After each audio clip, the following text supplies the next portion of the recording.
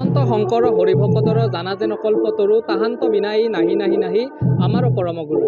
হয়, এই মুহূৰ্তত মই উপস্থিত আছোঁ বজালী জিলাৰ ভৱানীপুৰ সমষ্টিৰ অন্তৰ্গত শিঙিমাৰীত আৰু ইয়াত যি নাম প্ৰতিষ্ঠা আচলতে প্ৰতিষ্ঠা দিৱস দিনজোৰা কাৰ্যসূচীৰে অনুষ্ঠিত কৰা হৈছে। প্ৰতি বছৰৰ সমান্তৰালভাৱে এইবাৰো যি গৰখীয়া গোসাঁই থান আছে, এই গৰখীয়া গোসাঁই থানত 42তম প্ৰতিষ্ঠা দিৱস পালন কৰা হৈছে। উদযাপন সমিতিৰ বিষয়ববীয়াসকল আছে, তেখেতসকলৰ পৰা মই জানিব বিচাৰিছোঁ দাদা কি ক'ব আচলতে প্ৰতি বছৰৰ সমান্তৰালভাৱে এইবাৰো আপোনালোকে 42তম যি প্ৰতিষ্ঠা দিৱস পালন কৰিছে, কেনেধৰণৰ কাৰ্যক্ৰমণিকা বা কি ধৰণে ৰাতিপুৱাৰ পৰা কাৰ্যসূচী আৰম্ভ কৰিছে?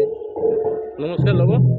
আমাৰ শিঙিমাৰী গৰখীয়া গোসাঁই থানখন 1982 চনতে আমি ইয়াত আমাৰ কিছুমান উদ্যোক্তাই প্ৰতিষ্ঠা কৰিছিল আৰু সেইমতে প্ৰথম অৱস্থাত বৰ চালুকীয়া আছিল।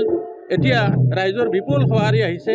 গতিকে ৰাইজে দান বৰঙণিৰে দি আজিৰ উৎসৱটো আমাৰ এদিনীয়াকৈ আগতে প্ৰতিষ্ঠা কৰিছিল, কিন্তু এই বছৰ আমাৰ ডেকা ল'ৰাবিলাকে দুদিনীয়া কাৰ্যসূচীৰে বিভিন্ন কাৰ্যসূচীৰে নাম প্ৰসংগ, ভাগৱত পাঠ আৰু প্ৰীতি ভোজনেৰে আজিৰ এই অনুষ্ঠানটো পাতিবলৈ লৈছে।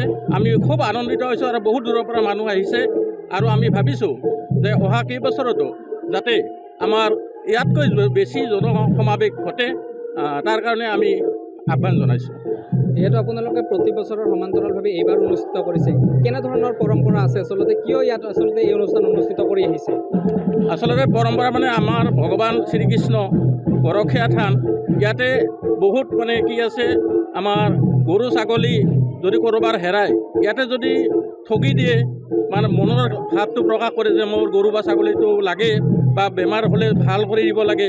কিন্তু আমাৰ বিশ্বাস হৈছে যে ভগৱানে এইটো মূৰ দাঙি চাইছে আৰু বহুত দূৰৰ পৰা মানুহবিলাক আহি ইয়াতে মানে মাহ প্ৰসাদ আগবঢ়ায় আৰু মনৰ কামনা পূৰ হোৱা বুলি আমাৰ বিশ্বাস হৈছে। যিহেতু আপোনালোকে এইবাৰ দুদিনীয়াকৈ অনুষ্ঠিত কৰিছে, আজি প্ৰথম দিনৰ সামৰণি কেনেকুৱা হ'ব আৰু দ্বিতীয় দিনত কেনেধৰণৰ কাৰ্যসূচীৰ জৰিয়তে সামৰণি পৰিব অনুষ্ঠানৰ? প্ৰথম দিনা আমাৰ ভাগৱত পাঠ, আমাৰ গাঁৱৰে ভক্ত সমাজে এই ভাগৱত পাঠ কৰিছে আৰু তাৰ পিছতে আমি নাগৰা নাম মানে অনুষ্ঠিত কৰিছোঁ।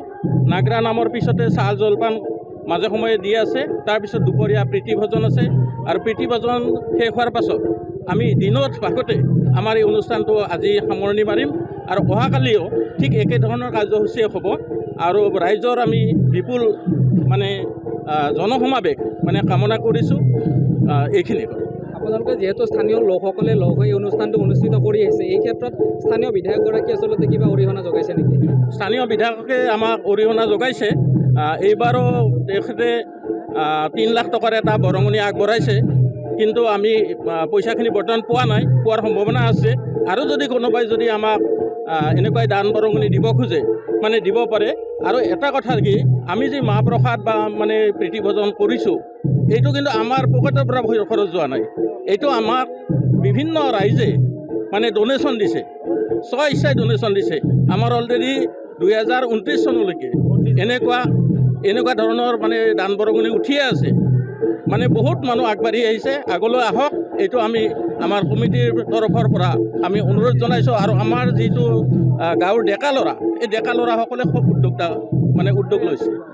গৰখীয়া গোসাঁই থান পৰিচালনা সমিতি আচলতে যি দুদিনীয়া কাৰ্যসূচী, সেই দুদিনীয়া কাৰ্যসূচী সন্দৰ্ভত মই কিছু কথা জানিব প্ৰয়াস কৰিলোঁ।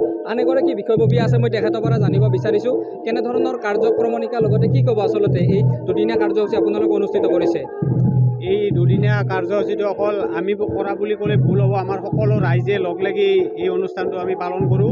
কিন্তু আমাৰ এই ক্ষেত্ৰত আমাৰ যিখিনি ডেকা শক্তি, আমি ডেকা ল'ৰাবিলাকে আজি 10 দিন ধৰি অহৰহ চেষ্টা কৰি আমি এই অনুষ্ঠানটো চলাই আছোঁ আৰু আমাৰ 2032 চনলৈকে এই অনুষ্ঠানটোৰ দান বৰঙণি আমাৰ ইতিমধ্যে উঠিয়ে আছে।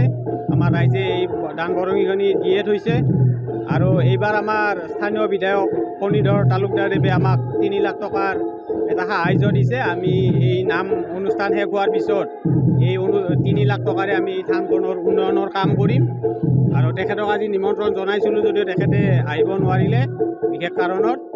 সেইখিনি উদযাপন সমিতিৰ পৰা তেখেতসকলৰ যি এইবাৰ দুদিনীয়া বৰ্ণাঢ্য কাৰ্যসূচীৰে গৰখীয়া গোসাঁই থানত যি প্ৰতিষ্ঠা দিৱস পালন কৰিছে, এই প্ৰতিষ্ঠা দিৱস সন্দৰ্ভত মই কিছু কথা জানিব চেষ্টা কৰিলোঁ। লগতে স্থানীয় যিগৰাকী বিধায়ক ফণীধৰ তালুকদাৰ, এই ফণীধৰ তালুকদাৰেও এই অনুষ্ঠানটিৰ কাৰণে কিছু আৰ্থিক সাহাৰ্য প্ৰদান কৰা বুলি মোক জানিবলৈ দিয়ে।